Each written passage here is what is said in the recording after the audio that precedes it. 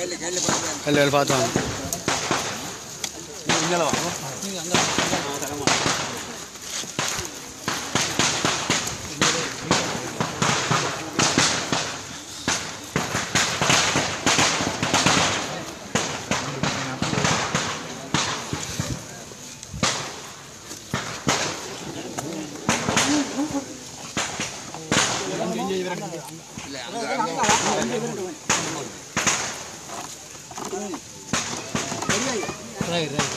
அந்த மூளை கொஞ்சம் உள்ள வந்தது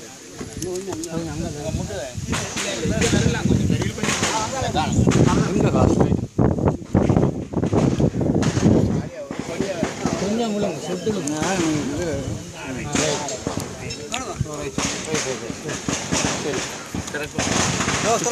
துறக்கணுமா அங்கே துறம்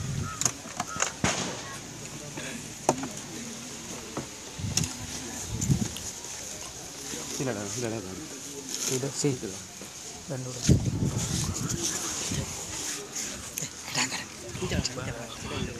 பச்சை கட்டி வீடு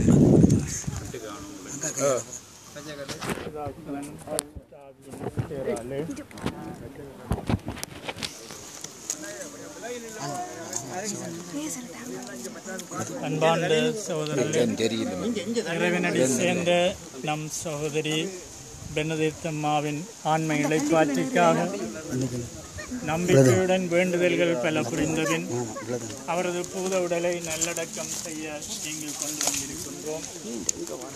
இவரது பிரிவால் நாம்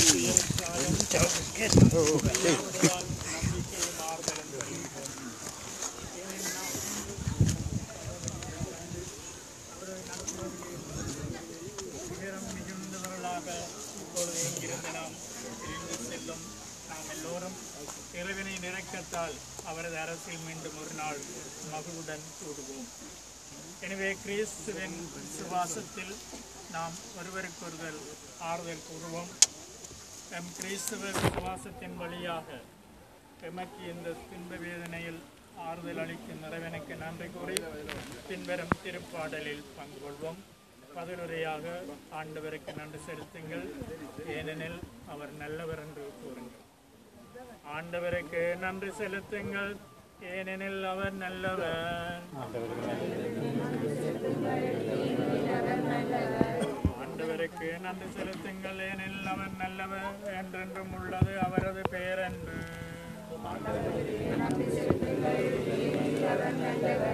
என்றென்றும் உள்ளது அவரது பேரன்பேனை இஸ்ராயேல் மக்கள் சாற்றுவார்களாக. என்றென்றும் உள்ளது அவரது பேரன்பேன ஆண்டவருக்கு அஞ்சுவோர் அனைவரும் சாற்றுவார்களாக. நெருக்கடியான வேளையில் நான் ஆண்டவரை நோக்கி மன்றாடினேன். ஆண்டவரும் எனக்கு செவி கொடுத்து என்னை விடுவித்தார். ஆண்டவரின் பக்கம் இருக்க நானே அஞ்ச வேண்டும். மனிதர் எனக்கு எதிராக என்ன செய்ய முடியும்? மனிதர் நீ மீது நம்பிக்கை வைப்பதை விட ஆண்டவரிடம் தஞ்சம் புகுவதே நலம். உயர் குடியினர் மீது நம்பிக்கை வைப்பதை விட ஆண்டவரிடம் அடைக்கலம் புகுவதே நலம். என் இறைவன் நீரே, உமக்கு நான் நன்றி செலுத்துவேன். என் கடவுளே, உம்மை புகழ்ந்து ஏற்றுகின்றேன்.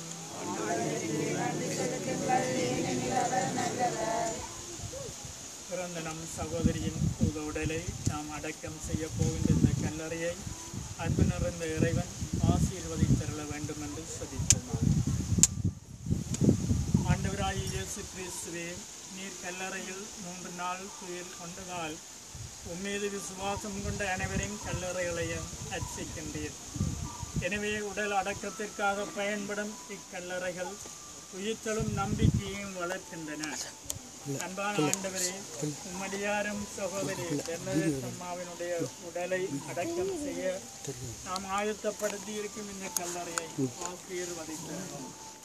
நீர் அதிகார உயிர்ப்பித்து இவருக்கு பேரொளி தரும் அந்த நாள் மட்டும் இவர் இந்த கல்லறையில் அமைதியுடன் துயில் கொண்டு இளைப்பாறு செய்தருள்வீராக. உயிர்ப்பும் உயிரும் நீரே ஆதலால் இவர் உயிர்த்தெழுந்த பின் உமது திருமுக ஒளியில் விண்ணகத்தின் நித்திய ஒளியை காண்பாராக. என்றென்றும் வாழ்ந்து ஆட்சி செய்கின்றவரே உம்மை மன்றாடுகின்றோம்.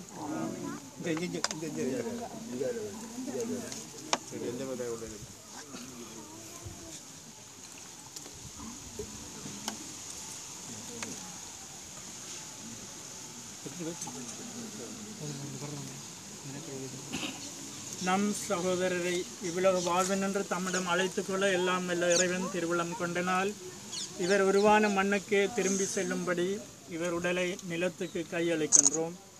ஆயினும் இறந்தோரிடமிருந்து தலைப்பேறாக உயிர்த்தெழுந்த கிறிஸ்து தாழ்வுக்குரிய நம் உடலை மாட்சிமைக்குரிய உடலின் சாயலாக உருமாற்றுவார். ஆதலால் நம் சகோதரியை ஆண்டவரிடம் ஒப்படைப்போம். ஆண்டவர் இவரை தம் அமைதியினுள் ஏற்றுக்கொள்வாராக.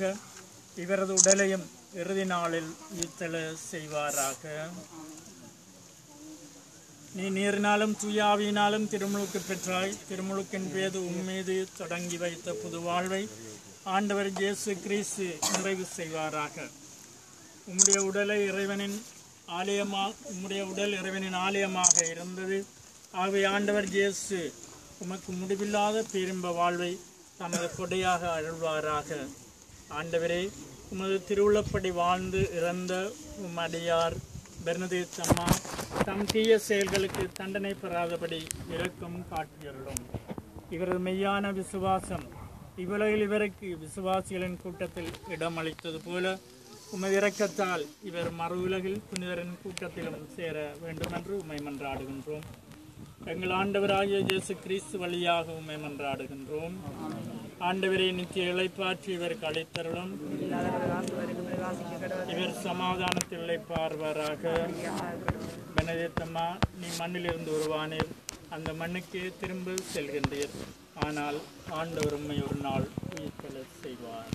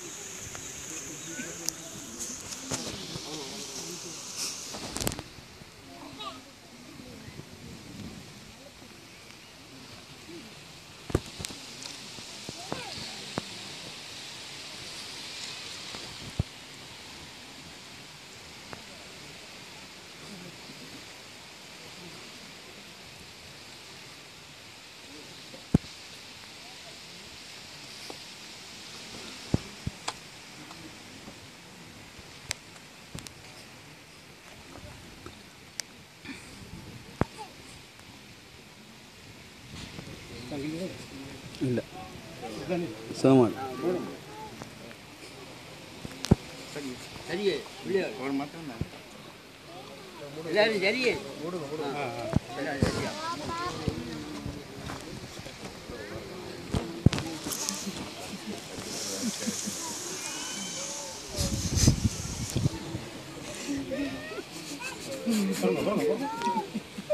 முதல் கால் மாட்டையும் தலை மாட்டையும் போட்டு தான்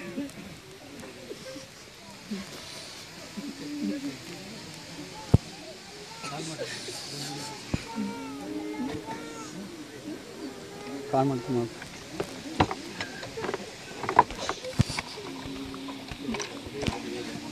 கூட்டுப்படை தூக்கணும்